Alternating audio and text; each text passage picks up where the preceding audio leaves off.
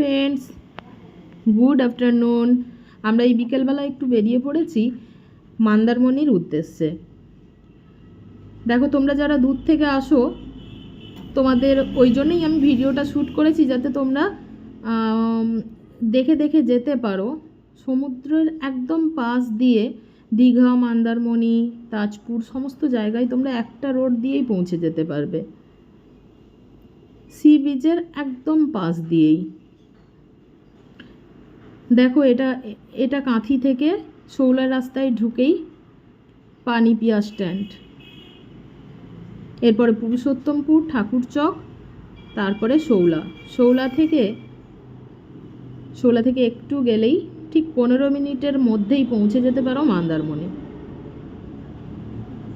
Marine drive তৈরি করা হয়েছে নতুন এখন, তো ওই মেরিন ড্রাইভ ধরে একদম নির্বিঘ্নে তোমরা পৌঁছে যেতে পারো মন্দারমণি, তাজপুর, দীঘা এটসেট্রা। দেখো, আমরা বেরিয়ে পড়েছি এখন, আমি, রাজ আর ওর বাবা 3 জনে মিলে আমরা স্কুটিতে করে চলেছি। আমরা এরকম মাঝে মধ্যেই গিয়ে থাকি। ওর যখন দেখি ওর সপ্তাহে কোনো একটা দিন ফাঁকা রয়েছে, এত পড়াশোনার চাপ থাকে যে একটা দিন মনে করি ওকে ঘুরিয়ে নিয়ে এলে ওর মনটা ভালো হবে। দেখো, এই আমরা শৌলা বিচে পৌঁছে গেছি। শৌলার ব্রিজ এটা, এই ব্রিজটা নতুন বানানো হয়েছে, 1 থেকে 2 বছর জাস্ট হয়েছে। ব্রিজটা প্রায় 1 কিলোমিটার ধরে রয়েছে।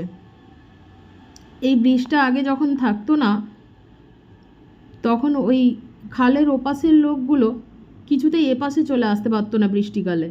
তার ফলে ওদের ব্যবসা বাণিজ্য সব কিছুই বিঘ্নিত হতো। ওদের যাতায়াত করতে হতো মন্দারমণির পাশ দিয়ে ঘুরে ঘুরে। তার জন্যই এই ব্রিজটা বানানো হয়েছে, যাতে ওদের সাথে যোগাযোগটা প্রতিস্থাপন করা যায়।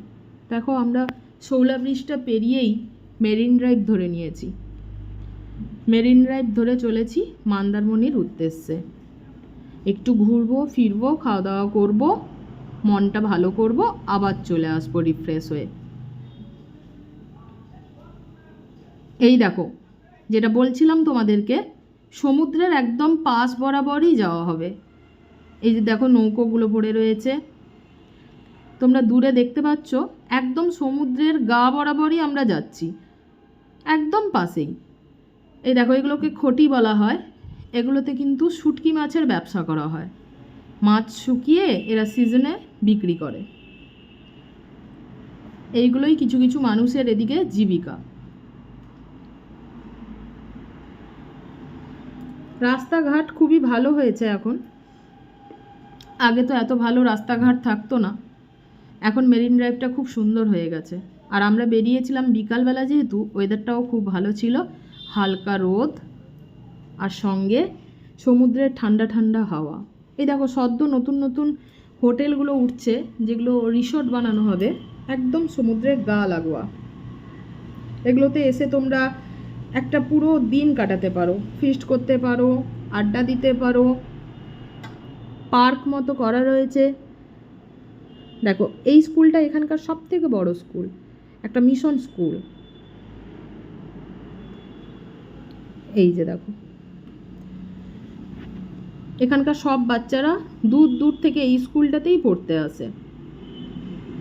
দেখো, কিছু রিসর্ট আমি দেখিয়ে নিয়ে যাচ্ছে। এই দেখো, 2-3 বছর আগে ঝড়ে কীরকমভাবে বাড়িটা ভেঙে গেছে, পুরো জল ঢুকে যায় তো তাড়াতাড়ি করে বন্যা হলে, ওই জন্যেই বাড়ি ঘর সব কিছু ডুবিয়ে দিয়ে যায়।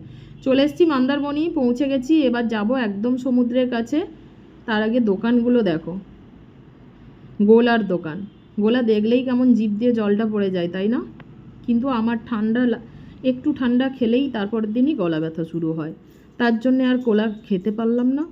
গোলা না খেয়েই কষ্ট করে সিঁড়ি দিয়ে নেমে নিচের দিকে চলে যাচ্ছি।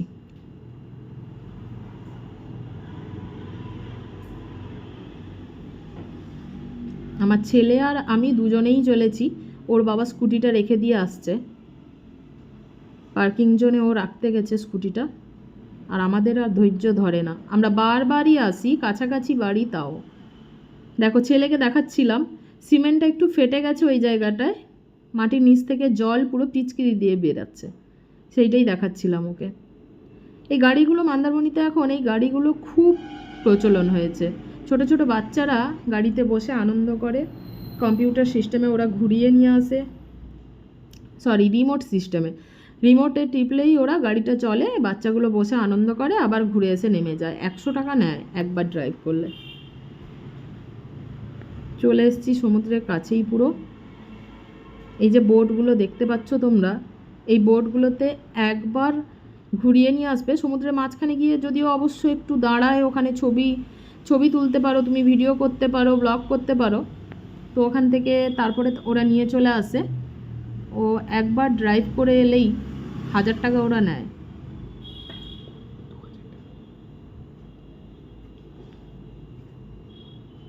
দেড় হাজার মতোই নেয়।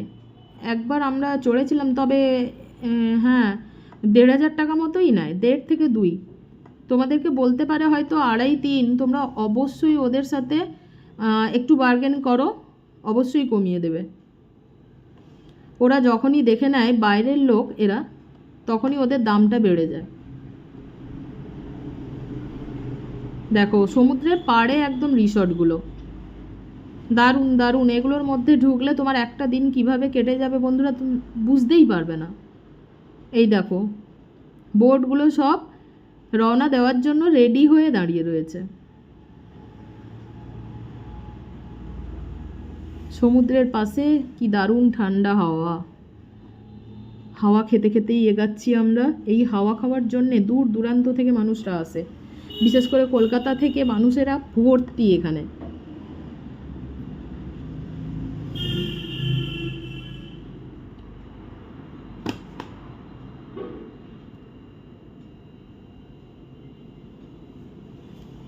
দারুণ দারুণ স্নিগ্ধ পরিস্থিতি, সুন্দর হাওয়া বইছে, পরিবেশ এত সুন্দর।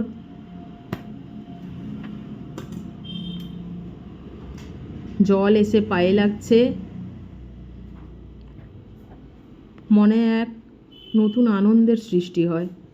সমুদ্রে পা রাখলেই দেখবে মনটা ভালো হয়ে যায়, যতই দুঃখ থাক, কষ্ট থাক, যা থাক। এই দেখো আমার ছেলে আবার, তাকে বলছিলাম একটু ভিডিও করে দিবি, না না ভিডিও করতে লজ্জা পাচ্ছে, জলের সাথে খেলতেই দৌড়াচ্ছে। জলে পা দিতে যাচ্ছে কিন্তু জল ছুটিয়ে নিয়ে আসছে, তো তাই দৌড়ে পালিয়ে আসছে।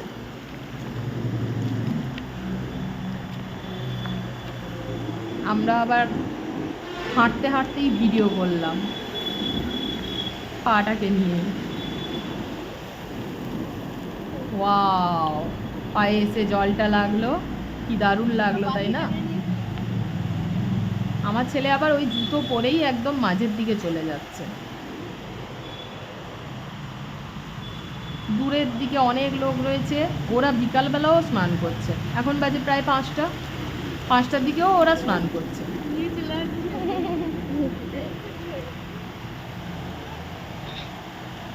সমুদ্রের ঢেউ দেখলে মনটা কেমন ভালো হয়ে যাচ্ছে, সমুদ্র দেখলে মনটা ঠান্ডা হয়ে যায়। ও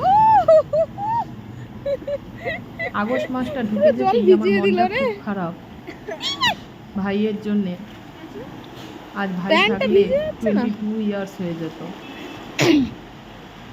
আজ ভাই থাকলে হয়তো কত আনন্দ হতো, তার জন্য একটু মনটা খারাপ করি বলে আজ ওর বাবা বললো চলো একটু ঘুরে আসি মন্দারমণির কাছ থেকে। মন্দারমণিতে যাব আর পাপড়ি চাট খাবো না, দই ফুচকা খাবো না, তা কি হয়?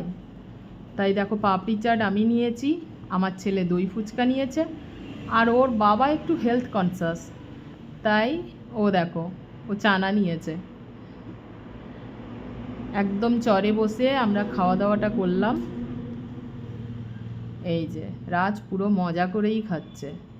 তারপরে দেখো ওখানে বসতে বসতেই দেখছি মাছগুলোকে কি সুন্দর তন্দুরি মশলা মাখিয়ে ফিশ ফ্রাইয়ের জন্য রেডি করছে। ওরা কি সুন্দর সাজিয়ে রাখছে মাছগুলোকে, যাতে মোর অ্যাট্রাকটিভ হয় আর লোকেরা এসে মাছগুলো খাওয়ার জন্য বলে। তবে প্রচুর দাম বন্ধুরা। যারা নিকটবর্তী এলাকায় আছো দীঘা বা মন্দারমণির, তারা অবশ্যই বাড়িতে এসে পর্যন্ত বন্ধুরা টাটা, থ্যাঙ্কস ফর ওয়াচিং।